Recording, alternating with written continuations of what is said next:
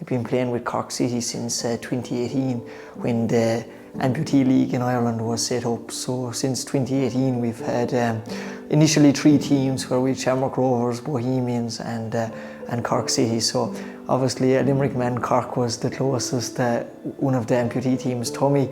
So I suppose the question that's always asked of me is, but can you use your crutch to hit the ball? So a crutch is used as an extension of your hand. So same I suppose as mainstream football, if the ball hits a crutch, it's a handball. You have to be very careful as well about what leg you give it to. I think Rory Murphy is the only Cork City player that actually has a right leg, so he uses that to his advantage as well. I started playing amputee football around the kind of second half of 2017, and the league then kicked off in 2018.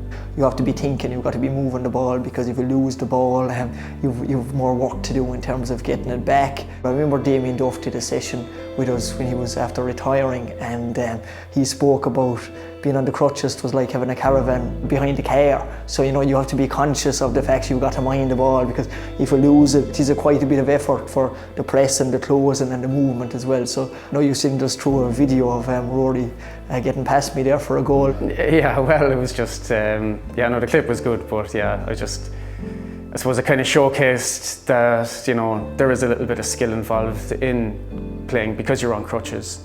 I remember I just got a set of crutches and I went training with a couple of lads down in Carrigaline. As soon as you just start moving around and running, and you just kind of seem to build up that bit of strength, probably quicker than most people would realise.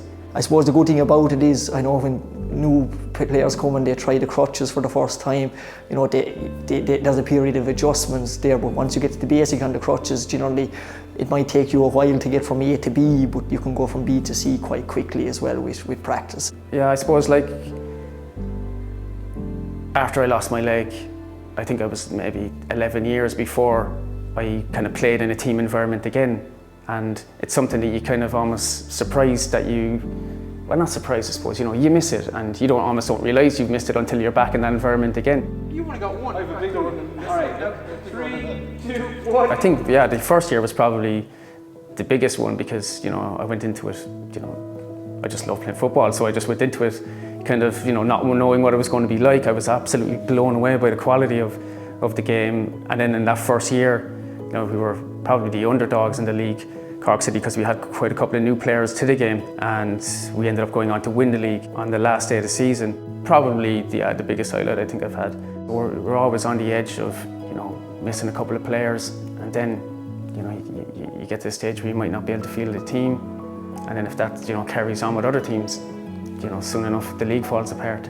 Well, yeah, I would say if you're interested, you can get onto the Cork City Facebook page. There's the Irish Amputee Football Association Facebook page. There's loads of avenues there to reach out. It's a very welcoming sport. I didn't meet an amputee until I started playing in this, so I was 11 years before I ever met another amputee. Then you suddenly have a support network of people who have gone through, some people wildly different situations, but very similar situations as well. So it's just to try and show people that it's a game that you mightn't think you might like, but come along, have a look. You could be surprised.